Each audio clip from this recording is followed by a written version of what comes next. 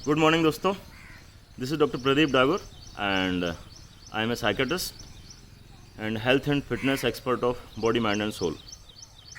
So today I am going to talk about our responses, how we respond. So हमारी surrounding में अगर कुछ भी होता है तो हमारे ऊपर उसका इम्पैक्ट आता है।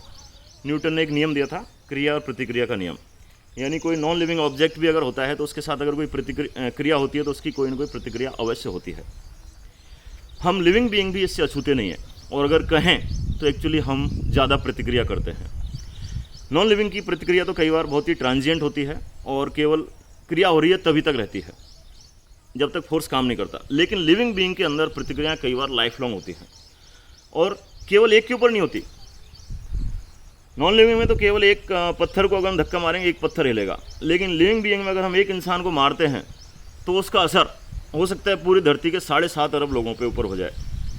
यानी लिविंग बीइंग के अंदर प्रतिक्रियाएं बहुत ज़्यादा होती हैं। तो ये भी एक रेस्पॉन्स एक दिया था, वाल्टर कैनन ने दिया था, राइट। वाल्टर कैनन ने बोला था कि लिविंग बीइंग 2 तरीके से रेस्पॉन्ड करता है किसी भी चीज़ के लिए, या तो वो फाइट करता है या फ्लाइट करता है।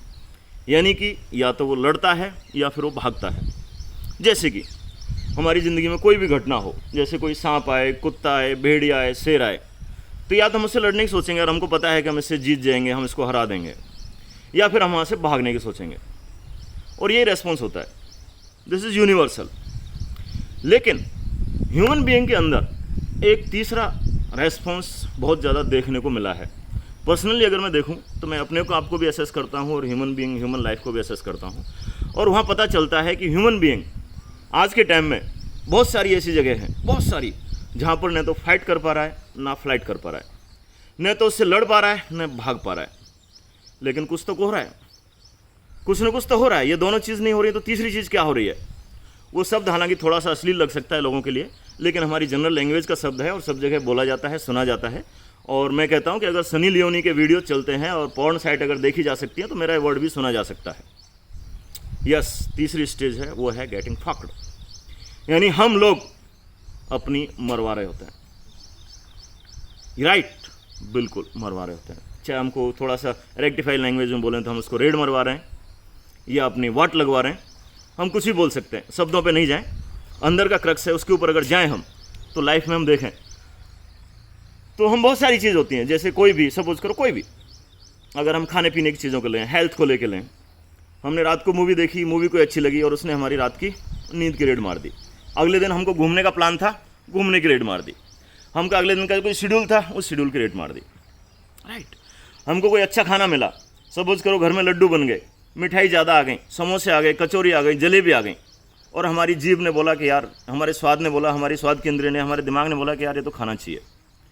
हमको पता है कि इससे हमारा नुकसान होने वाला है, और उस डिजायर से हम लड़े नहीं और उस जगह से हम भागे भी नहीं। तीसरी चीज़ तो होगी, ऑटोमेटिकली होगी, यानी वो हमारी रेड मारेगी। हम मरने के लिए तैयार हैं उससे, किस रूप में, किसी भी रूप में। या तो मोटे हो जाएंगे, फैटी हो जाएंगे, डायबिटीज़ हो सकती है, हेल्थ खराब होगी, पेट खराब होगा, कुछ भी खराब होगा।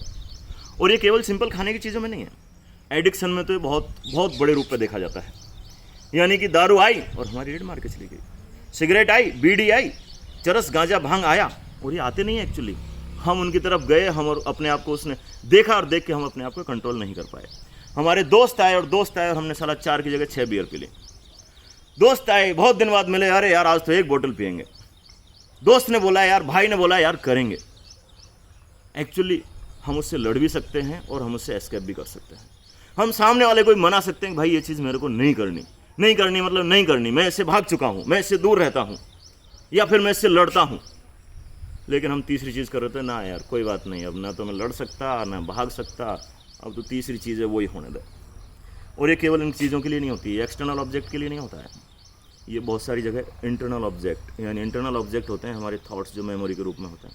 हमारे दिमाग में कोई भी थॉट आया, कोई भी बात आई, उसके बाद कोई फीलिंग डेवलप हुई, कोई भी, चाहे एंगर की हो, फ्रस्ट्रेशन की हो, गिल्ट की हो, फियर की हो, जेलसी की हो, फ्रस्ट्रेशन की हो, किसी भी चीज़ की हो, उसका थॉट आया, उसकी फीलिंग डेवलप हुई। अब हम क्या करते हैं, अगर हम उसकी रूट तक जाएं और रूट तक जाके उसको खोद के ख़त्म कर दें तो that is called as fight, यानी हम उससे लड़े और हमने उसको ख़त्म कर दिया। या फिर भाई ठीक है, इस चीज़ के बारे में मेरे को सोचना ही नहीं, इसके बारे में दिमाग लगाना ही नहीं, this is not the important area of my life. मैं अब ठीक है, मैं ऊंचाई से डरता हूं तो मैं ऊंचाई के पास जाऊंगा ही नहीं ना। मेरे को सांप से डर लगता है तो मैं सांप के पास जाऊंगा ही नहीं ना। मेरे को जंगल में शेर से डर लगता है, शेर के पास जाऊं ही क्यों मैं? या मैं उस थॉट से पूरी तरह दूर भी रह सकता हूं, लेकिन हम वो चीज़ भी नहीं करते। घरों में होता है हमारे, कोई भी थॉट आया, हम न लड़ सकते, न उसको मार सकते, न उसको हम भगा सकते, न हम खुद भाग सकते। और वो थॉट कई बार जीवन भर हमारी मार रहा होता है और हम आराम से मरवा रहे होते हैं। और मरवाना क्या होता है सब जानते होंगे। मरवाना कैसा लगता है सब जानते होंगे। मरवाने में आनंद मिलता है, खुशी मिलती है, आराम मिलता है, तसल्ली मिलती है। ऐसा कभी नहीं देखा गया। मरने के बाद हर किसी को लगता है। मैं छोटा सा एग्जाम्पल दूँ, अगर मैं हॉस्टल में अपने जैसे म्यूज़िक सिस्टम कई बार तेज़ चलाता था, कई पड़ोसी लोग थे वो इरिटेट होते, फ्रस्ट्रेट होते, परेशान होते, आके बोलते भी कई बार मैं नहीं मानता, चलाता रहता। न वो लड़ सकते थे मेरे से, न उस जगह से भाग सकते थे। केवल अगले दिन बोलते थे कि यार डागोर, कल तो यार तूने साला रात की नींद की साला रेड मार दिया, कल तो रात को तूने साला ले ली हमारी यार। और हम में से ज़्यादातर लोग इसी डोमेन में जी रहे हैं। 90% से ज़्यादा लाइफ हमारी यहीं पे चल रही है। तो डियर फ्रेंड्स, हमको आइडेंटिफाई करना है कि कौन कौन हमारी अभी तक मार रहा है, किस किस से हम अभी तक मरवा रहे हैं। वो कोई भी हो सकता है, हमारे फ्रेंड्स भी हो सकते हैं, फैमिली मेम्बर्स भी हो सकते हैं, हमारे कस्टमर भी हो सकते हैं, हमारे रिलेटिव्स भी हो सकते हैं। हमको सबसे पहले पता करना है कि कौन हमारी मार रहा है, किससे हम मरवा रहे हैं। और मरवाना हमको जितना जल्दी हो सके बंद कर देना चाहिए, because the best responses are fight and flight. Thank you.